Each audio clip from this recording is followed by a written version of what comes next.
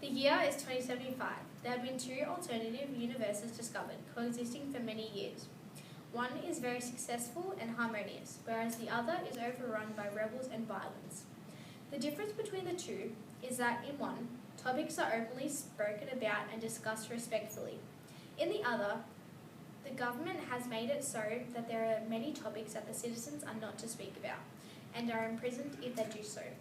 We sent a news crew out to visit and speak to both worlds and to go deeper in the mysterious conflict. This is to do or taboo. The first world that we sent our news crews to was Taboothia. Over the last 10 years, Taboothia's crime rate has gone up by 80%, although a majority of the crimes are people fighting for freedom of speech. Over 2,000 people have died as casualties to the notorious conflict. Ethical issues such as racism, deportation, sexism, mental health, bullying and poverty are all neglected and are continuing to grow. Our reporters had to travel with police escorts as there was fear for their safety. Here are a few of the numerous interviews they conducted. Can you please state your name and age for the record? I'm Beatrice and I'm 78 years old. So you've been around to see many of the changes in society. How do you feel about the current system? I think it's great. Keeps all those young hooligans out of my way. Do you realise the damage this is doing to young individuals? I wouldn't go as far as calling it damage. It's doing good to society. Those people that go out saying rude, disrespectful things and protesting is such a nuisance. They don't even deserve to be treated as people. All they want to do is cause chaos. Can you please state your name and the age for the record? My name is Jessica and I'm 17 years old. So that means you were never around when people were allowed to speak freely? No, my mum has told me stories about it though. Apparently after a new government was elected, they just fed us information and now we have no choice but to believe them. And how does that make you feel? It's hard, you know. I get taught things that just don't feel right. And if I try to ask about it or find out the truth, I'm shunned. And after I turn 18, I'll be put in jail. It's not fair. So if you're not allowed to speak about these topics, what do you know about them? My girlfriend got taken away and put in jail for protesting for equal rights. I've learnt my lesson now. I have to pretend to be someone I'm not so that I can survive. Can you please state your name and age for the record? I'm Victoria and I'm 35 years old. How do you feel about the government's plan for society? I think it's horrendous. The discrimination is so harmful and destructive. Everyone has to pretend to be this perfect cookie-cutter person just because the government said so. It's getting so out of hand. More and more people are getting arrested or harmed unnecessarily. Nothing is safe anymore. How are you planning to make a change? We've tried everything we can, but it's making no difference. They don't care about what we have to say. As soon as someone says anything that could raise controversy, they shoot them or put them behind bars for the rest of their lives. The best I can do is protect my kids and not let them get caught up in this lifestyle they all expect us to live. Our next stop was the wonderful land of Taboothiya. For the last couple of decades, Taboothiya has been thriving with a sense of community and understanding.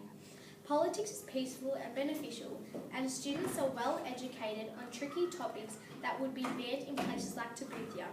Suicide and mental illnesses rates are at an all-time low, and bullying is a thing of the past.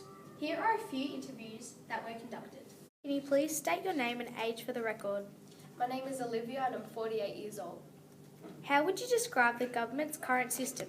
Do you agree with it? I think it's very functional. I'm glad our society has come such a long way and that people can speak freely and completely be comfortable with themselves. How do you think this system came about? I think that after a while, a lot of people talking more and more about important and controversial issues, we got used to it. You see, it is common for people to ignore or disrespect things or people due to ignorance. Now that people openly discuss things and understand different viewpoints, things run a lot more smoothly. Can you please state your name and age for the record? My name is Alicia and I'm 14 years old. How would you compare your life to those in Taboothiya? I'd say that I'm pretty glad that I live here and not there. I just feel so free and comfortable in myself, and everyone is really caring and considerate. We learn so much just by listening to each other and sharing our knowledge on hard topics. Do you feel like you're able to filter yourself if you need to? I think that because I live in this privileged world, I don't really need to filter myself so often. Have you ever spoken out about any of the taboo issues? Yes, because I feel free and I know nothing bad will happen to me like in Tabuthia. When I speak out, I know that I have to be respectful for those around me. Can you please state your name and age for the record? I'm Cheryl and I'm 72 years of age. Does freedom of speech affect you negatively in any ways? Definitely not negatively. If anything, it has made me more open-minded.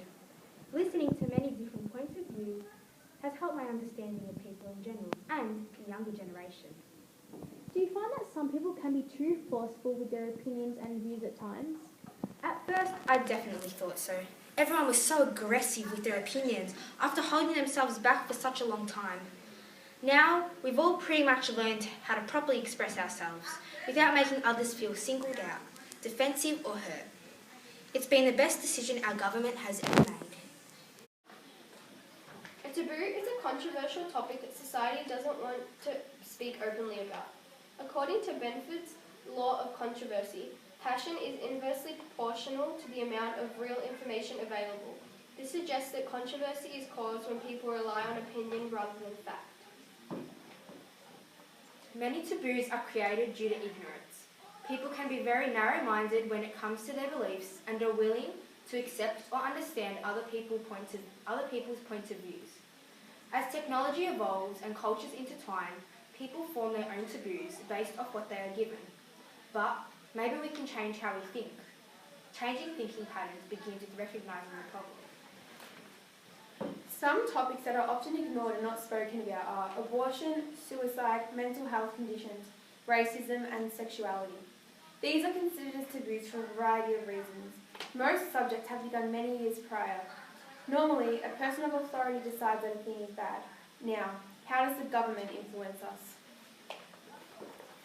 Propaganda is seen all around us.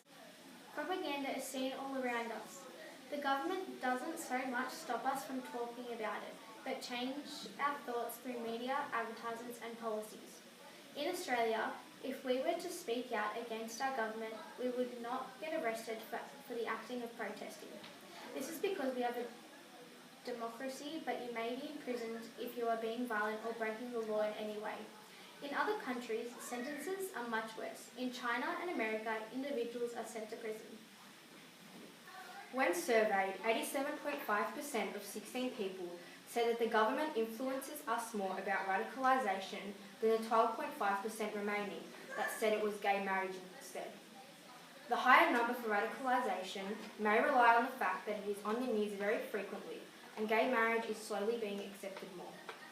From another survey, out of 16 people again, 68.8% said that they do support gay marriage, 12.5% said they didn't, and 18.8% said other. Gay marriage is legal in 19 countries. But should taboos be taught in schools? Discussing controversial topics in the classroom can possibly disturb peace and stability in the school environment. It can make students disagree and dislike each other. However, allowing students to express their opinions and share arguments and debate with one another allows them to make their own decisions and promotes diversity. As ignorance is a major cause of important topics becoming taboo, it is important to teach students about how to be respectful and ensure they understand. Should some topics just be tolerated? Well, some things are just viewed as forbidden by society's standards. Normally, when someone does try to talk about something taboo, it generally cuts off conversations. Sometimes you should put yourself in their shoes. Also, if someone has done something that you don't agree with, they could be doing it for your benefit in the long run. Signing petitions is a great example of a way to bring light on a certain topic. It shows that many people care about the issue. Problems that can be fixed by voicing these topics include easing stigma, educating each other, learning what people think, finding solutions, and mainly becoming more aware. Maybe a world like Tabuthia would really change society. Could this be the world protesters are striving for?